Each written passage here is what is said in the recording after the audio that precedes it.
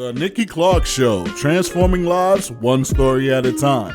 If you would like to be a guest or become a part of our live studio audience or even to become a sponsor, just go to www.nikkiclarkenetwork.com.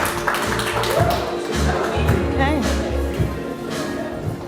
All right, I'd like you to meet a dynamic woman who went from being a communications professor to now a real estate broker with RE/MAX. Please welcome Katharine Loucaidou to the show. Thank you so much. Oh, you're more than welcome. This is wonderful. I was inspired when I met you about a month or two ago. Yes. And I thought, wow, what a wonderful lady. Aww. You've done so much. And, you know, I think you're just the perfect example of, you know, what little girls can look up to. Oh my goodness, thank you so much. Yeah, wonderful. That's lovely. I really appreciate that. And I love what you're wearing. Thank you. The leather with the lace. Loving that. Yeah, I thought it was kind of different when I found it. Yeah, very nice. Thank you. So we have that in common. We're both former professors. Yes. What happened to you to create the transition from communications professor to real estate? So I had been teaching over 18 years. I started as a teacher, then became a lecturer, and I was in Europe when I started. And by the time I came back to Canada, I decided that I just wanted to try something different. It was time for different. It was time to do something that I thought I would really love doing. Rather than just a job, I just wanted a passion. Right. And I found it. Okay, and that was real estate. And it was real estate. How many years ago was that when you realized that? So about 6 years ago. 6 years ago. Yeah. Okay. Yeah. Something happened to you that changed your life. Sometimes blessings come out of tragedy. Yes. Can we talk about that? Sure. And that's what I realized. I was living in Europe. I had moved to Europe after I graduated here from university, and I was there for 18 years.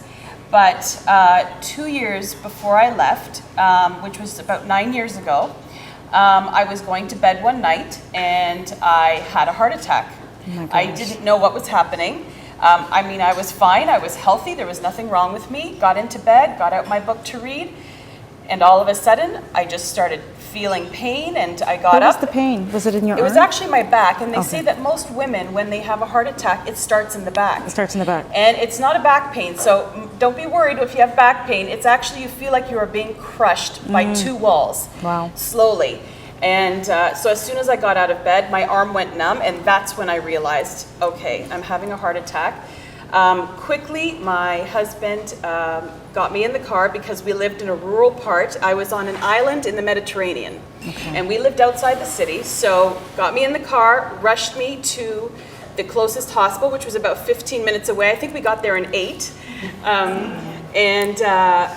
My luck was, as soon as I got to that hospital, the doctor on call that night was the head cardiologist, and he was standing outside getting a breath of fresh air when I drove up. Oh my goodness. So I was very lucky. They diagnosed that I was having a heart attack, and I had a few more as the week went on because they couldn't stabilize me. Didn't know why. So the same back pain? No, surging back pain? I've had every symptom now. I've had the stomach pain, I've had it in the arm, I've felt it in the neck. Every symptom of a heart attack I've had because terrifying. I kept having them. It was until they started putting the drugs into me, and then I was just kind of like, okay, I'm having another one, and then I just ring the bell, and they would come and give me more medicine. Finally, at the week's end, the doctor said, you know, we're going to do an angiogram. We think you're okay to do one to see what's going on. They told me that I had 4 arteries closed, and that they were going to try and do a triple bypass on me. So I went in the next morning. And about 12-hour operation. I had a triple bypass, and it was a long recovery. I didn't even know what the operation was. I actually Googled it when I came out of the hospital, and then realized that they had cut me open, and now I have a metal cord down my ribs. It was a very, very, very, I think, eye-opening experience. I learned a lot about who visits you when you're in the hospital, but then who visits you when you're not in the hospital. And you learn a lot. My eyes opened. And I think the funniest thing, I don't think I've ever told anyone this, but on my drive home from the hospital, I had been there about 2.5 weeks. I got in the car, and I'll never forget this. I looked out the windshield, and the sky was so blue. And I said, I had never seen the sky that blue before. And I think that's when I realized we don't pay attention to the important things.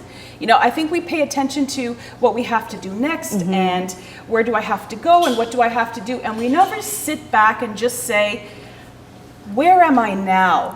Look how blue that sky is. You know, how do I feel? Look at my kids. We never do that.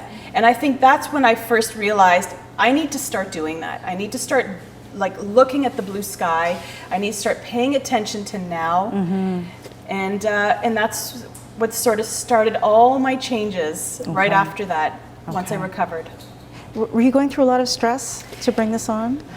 I think I was. I was working many jobs because it was a very expensive island that we were living on, just because it was a European island and it was just very expensive to live. And I did end up having to go back and still do those 2 jobs. Plus I decided that in my epiphany, I was going to open a business as well, because that's what I had always wanted to do. Right. So I did open a children's playground with food catering. I loved it. It was like my little baby. I sort of nurtured it. But it came to a point where I was still working 3 jobs, and then my husband said to me, you know what, you keep working 3 jobs, you're going to be going back in and having another operation. We can't do this. Let's try Canada. So that's what we did. We moved back, started from ground zero, and just worked our way back up again. Wow. What's your husband's name? Panos, and he's right here in the audience. Make some noise for Panos. I'm glancing over and the nonverbal, he has so much adoration and love for you. I feel it emanating from him. He's fantastic. He was by my side. He was washing my hair when we came home from the hospital because I couldn't do anything. And he was right there. And every crazy idea I've had since then, because I'm just living life every day, he's just like, you know what? Go for it. If that's what you want to do it. I totally support you. Sometimes he kind of pulls me in a little bit, but because you need someone to have that sort of logic on your shoulders saying, well, you know what, maybe you need to slow down and just sort of go easy. Yeah. Okay. Now, your passion for real estate. Yes. So because I have all this energy and love of life, I decided that I was going to be the real estate agent who was going to help people. I wasn't just going to sell houses. I was literally going to help people find exactly what they wanted. Okay. So that's what I try and do. But I do it with a bit of the spin from my educational background. So I always sit down with people and I really explain.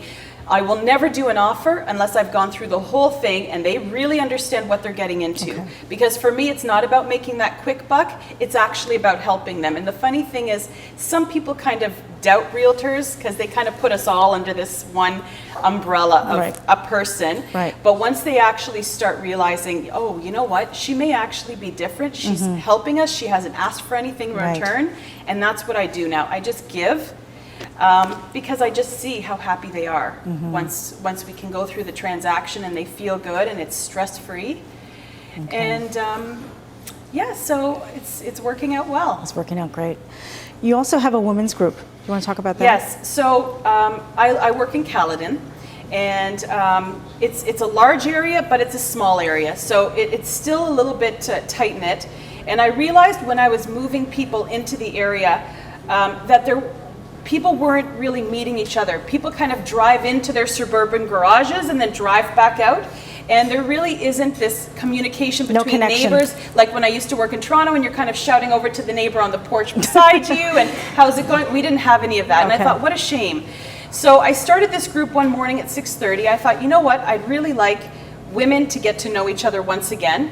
So I started this group 6:30 in the morning, and by noon I had 150 people join. Wow.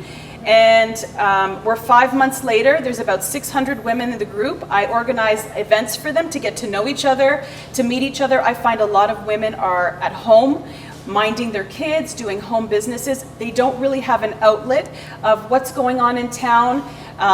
There was a crash this morning. It was all over CP24 in Bolton. Did you hear about that? The 11-car crash. Yeah. So that's the town that I'm in. Okay. And within 5 minutes, it was in my group. We knew someone who had been in the accident. We were praying for them, you know, sending positive thoughts. And I find that they really appreciate it. I think they really needed a place to actually get to know each other. And I have another side group, which is a women's business group. And basically what I do in my groups is it's positive messages. Feel good about yourself, empower, get to know other women, you know, don't be shy, get out there, do what you want to do, because that's what I do. And I just want other people to understand that. Okay. Well, I absolutely applaud you for what you're doing. Thank you. To bringing people together, making all the connections. And where can people find you, Katharine? So you can find me on Facebook under Katharine Loucaidou. I am on Twitter at GTA Dream Home, and my website is www.yourdreamproperty.ca, which I will find for you. Katharine, it's a pleasure. Come back anytime. Thank you so much, Nikki. Thank you, Katharine. The Nikki Clarke Show, transforming lives one story at a time. If you would like to be a guest or become a part of our live studio audience, or even to become a sponsor, just go to www.NikkiClarkeNetwork.com.